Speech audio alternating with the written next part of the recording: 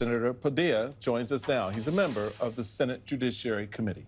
Senator, thanks for joining us. We know the Office of Special Counsel, this White House, submitted a new name to lead up that office, a Trump loyalist, some may say sycophant.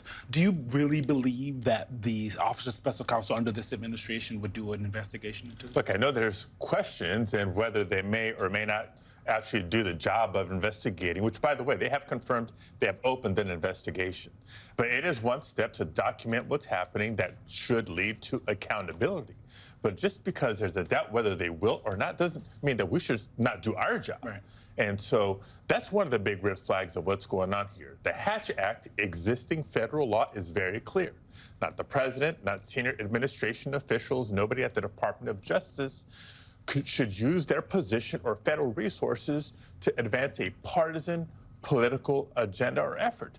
But that's exactly what they're doing, right? They're not even trying to hide it. Well, they said it out loud. They're saying it out loud. They're using the bullhorn. Right. Go get me 5 Republican seats in Texas. And they're using federal resources and personnel working in partnership with Republican leadership in Texas to try to do just that. It's a huge violation. We've called for the investigation, and they've confirmed that it has begun, number one. Number two, so why are they doing this in Texas anyway? It must be, that's how desperate they are and the lengths to which they will go to hold on to power. They know that the midterms are going to be here before we know it. The margin in the House of Representatives is close enough that this could sway the balance of the House of Representatives next year. They're not trying to run on a record. They're not trying to win next year's elections by saying we're cutting health care, cutting nutrition assistance programs, giving tax breaks to billionaires. It's a raw political power grab, and that's what we're up against. You know, America's policy is, in fact, made in the state legislatures. You served in the California State Senate for about 2 terms, I believe. 2 4 terms. In America, state legislatures draw over 95% of not just congressional districts, but state legislative districts. I think that's by about 6,000 legislative districts, 300 House seats. I agree with you. I do think the president is fearful of what is happening, what could potentially happen in 2026. That being said, this to me sounds a lot like that Brad Raffensperger call, the call that the president made way back when from the last election, well, 2 elections ago, when he asked Brad Raffensperger to find him a little over 11,000 votes so that he could win Georgia and beat Joe Biden in 2020. That was investigated. There was all these conversations around that about some potential criminality, not by the president, but by other people at the time that worked for him. Could this potentially be criminal, what the White House is engaging in? Is that also what you hope the investigation will ferret out? Yeah, well, there's 2 pieces, right? There's straight Hatch Act violations and the consequences thereof. And it's not just the president, it's all the folks involved with this directing Texas redistricting effort, number one. But clearly there's a larger pattern and practice about what's going on here, the corruption, the abuse of power. And when it comes to our attack on voting rights, right, we've seen executive orders coming out of the White House that would restrict how people can register to vote, the purging of voter rolls, et cetera.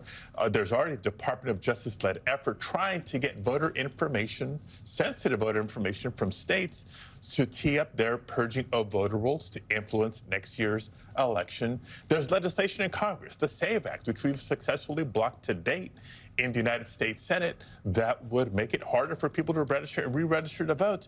But this redistricting, mid-decade redistricting, sheer power grab is part of that comprehensive strategy that we're up against. So I agree 1,000% with where your head is on this for a number of reasons. And the first is a question that, you know, Simone sort of triggers in my head from what she's put on the table and your actions.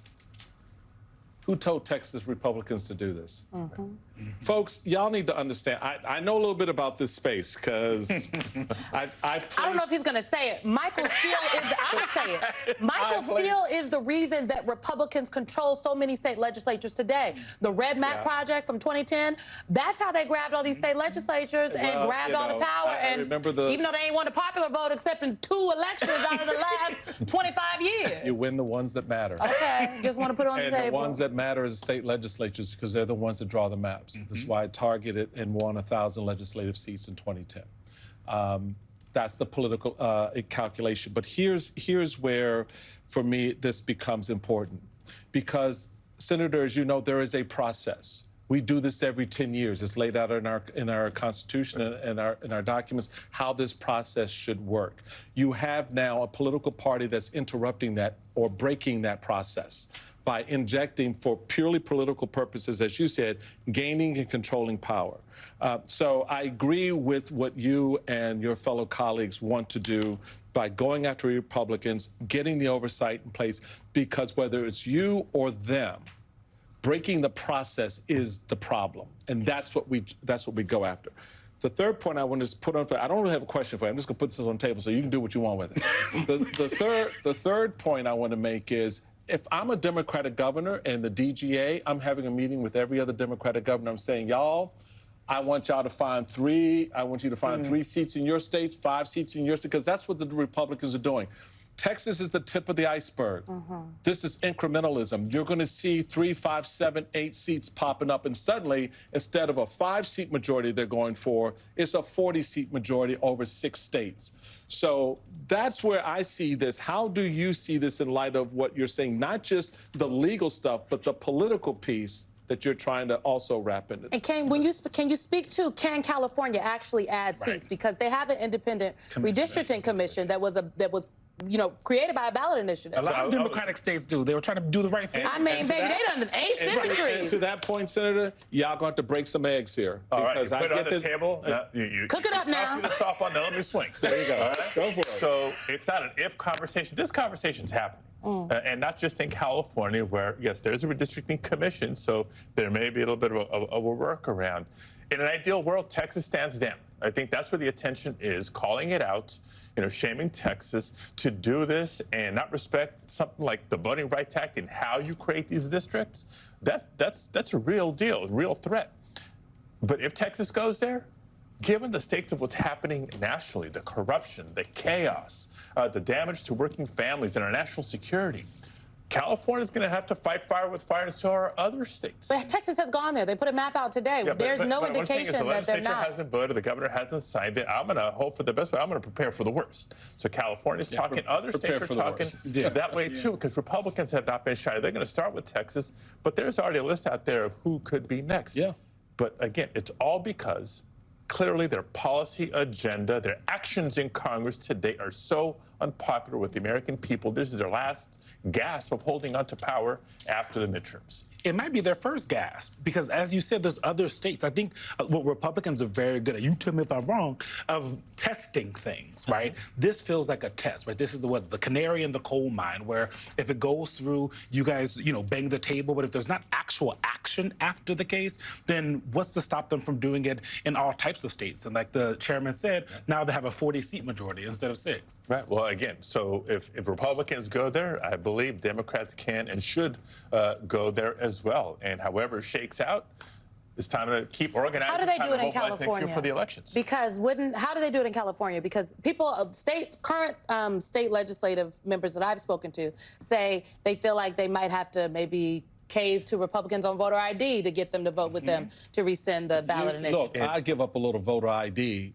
to stop this. I mean, voter ID is, at the end of the day... I don't want to get ahead or speak for the governor and the legislative leaders. I know that the research is happening behind the scenes on going to the voters and say, hey, if Texas is doing this, can California do this as well? My gut sense, knowing California the way I do, that there's a lot of people in California who say, that's right, game on. And then how you draw those districts. Now, California, we would still do it, respecting the Voting Rights Act, but there's probably a way to, help offset what Texas is more than doing. Offset in California. Well, Right. you know what? Senator Padilla, he not no spring chicken, okay? From state senator to secretary of state to the senator. We appreciate your time today, sir. Thank We you. hope you'll come back as we unpack this story. There's a lot more to unpack. All absolutely. right. Break some eggs.